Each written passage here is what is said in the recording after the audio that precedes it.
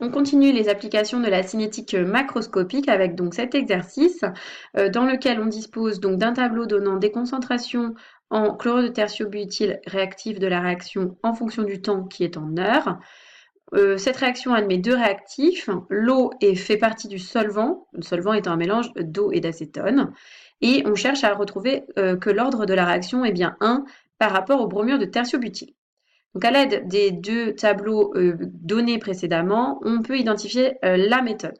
Première chose, comme il y a deux réactifs, il faut se ramener à une seule inconnue, un seul réactif et un seul ordre partiel.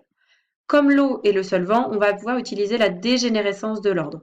La concentration de l'eau ne va pas varier quasiment au cours de la réaction. On peut donc dire que c'est une constante qu'on regroupe avec la constante cinétique dans une constante cinétique apparente. On obtient à ce moment-là une loi de vitesse qui ne dépend plus que de la concentration en chlorure de tertiobutyle qu'on a noté ici RBR à la puissance P, P étant l'ordre de la réaction par rapport à ces réactifs. Puisque l'énoncé nous propose des concentrations en fonction du temps, on choisit la méthode intégrale. On suppose un ordre 1, c'est proposé par l'énoncé. Pour obtenir la loi à tracer afin de vérifier que l'ordre est bien de 1, on va exprimer la vitesse de deux façons, par la loi expérimentale et en utilisant la définition de la vitesse macroscopique de réaction. Donc, la loi expérimentale, constante cinétique apparente, concentration de RBR, puissance 1, on remplace P par 1 puisqu'on a supposé ordre 1, et la définition, 1 sur le coefficient stoichiométrique algébrique, donc moins 1, dérivé de la concentration en RBR par rapport au temps. On est en solution, on a donc un volume constant. On regroupe les variables pour pouvoir établir une équation différentielle aux variables séparées, concentration de RBR ensemble et dt de l'autre côté de l'équation. On peut intégrer facilement, on reconnaît ici la primitive de ln de la concentration en RBR et de l'autre côté la primitive simplement du temps. On intègre entre un instant t quelconque et l'instant initial pour obtenir cette loi ln de concentration de RBR sur RBR initial égale moins constante cinétique apparente fois le temps. Si l'ordre 1 est effectivement vérifié, alors ln de la concentration en RBR en fonction du temps est une droite affine de pente moins la constante apparente et d'ordonnée à l'origine ln de la concentration RBR initiale. On calcule donc les logs de la concentration RBR pour pouvoir tracer en fonction du temps. Donc en ordonnée, ça sera ln de la concentration de RBR, en abscisse le temps. On aurait aussi pu mettre en ordonnée ln de la concentration de RBR sur la concentration RBR initiale. Ça marche aussi bien sûr.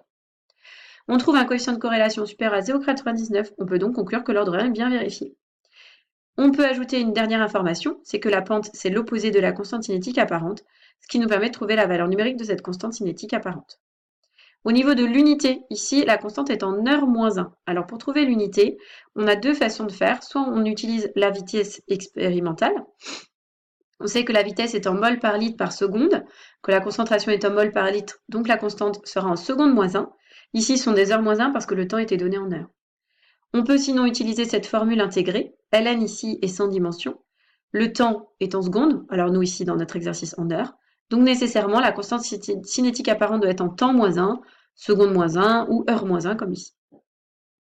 Alors pour résumer un petit peu cette méthode intégrale et le temps de demi-réaction, ce que je vous propose, c'est de compléter ici ce tableau bilan.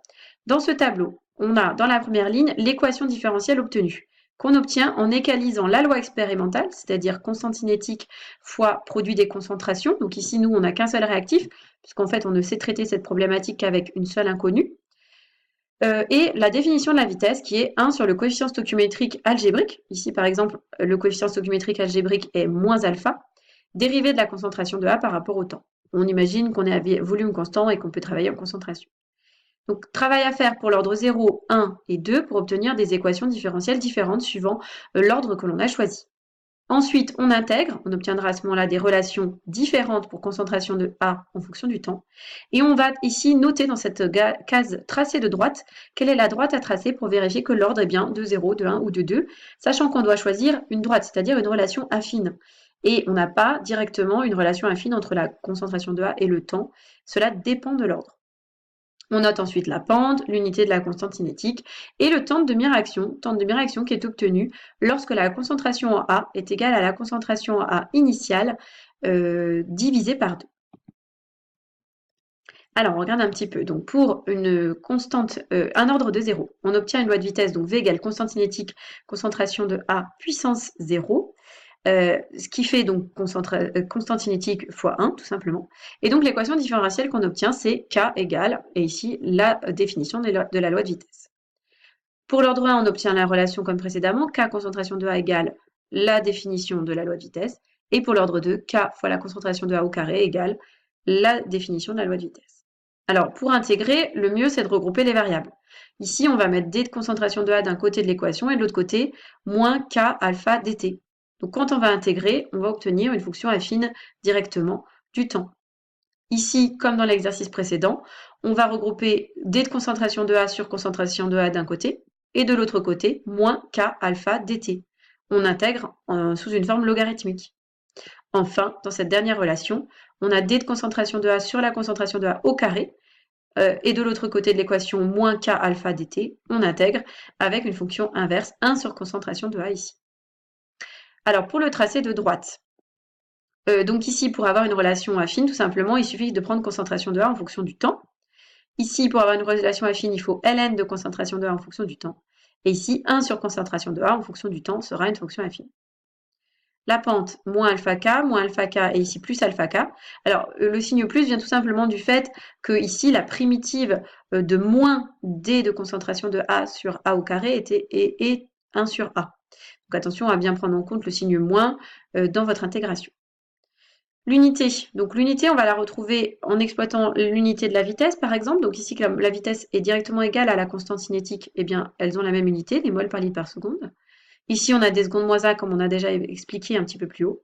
Et ici, comme la vitesse est en mol par litre par seconde, que la concentration au carré est en mol carré litre moins 2, on trouve une constante cinétique nécessairement en litre mol moins 1, seconde moins 1. À la place des secondes moins 1, on peut avoir bien sûr des heures moins 1, comme tout à l'heure, ou des minutes moins 1. Le temps de demi-réaction, c'est le temps obtenu lorsque la concentration en A est égale à la concentration initiale sur 2. Donc on remplace ici dans cette forme intégrée A par A0 sur 2. Ensuite, simplifier pour isoler le temps qui est le temps de demi-réaction. On trouve ici un temps de demi-réaction qui est directement proportionnel à la concentration initiale en A. Ici, un temps de demi-réaction indépendant de la concentration initiale en A. Ça, c'est un résultat qu'il faut retenir parce que justement, dans les exercices, on va souvent trouver des petites remarques de ce type. Le temps de demi-réaction ne dépend pas de la concentration initiale en A et il faut donc penser qu'on a à ce moment-là un ordre 1. Et dans l'ordre 2, le temps de demi-réaction est inversement proportionnel à la concentration initiale en A. Donc dans ce tableau bilan, on a un grand nombre de données à retenir. Alors, pas forcément retenir par cœur, mais ça va redémontrer ces résultats. Retenir peut-être simplement la dépendance du temps de demi-réaction avec la concentration initiale en A, suivant l'ordre 0, 1 ou 2. Donc ici, les dernières remarques se basent sur l'unité de la constante cinétique. Donc on peut retrouver, comme je l'ai dit, en se souvenant que la vitesse est en mol par litre par seconde, en tout cas en mol par unité de volume par unité de temps. Et pour retrouver l'expression du temps de demi-réaction, bien poser que la concentration de A au temps de demi-réaction égale à celle de A0 sur 2. Voilà tout ce qui est à savoir sur la cinétique macroscopique. Bien sûr, il faut ensuite compléter par des exercices et ensuite on va passer à la cinétique microscopique dans une troisième vidéo.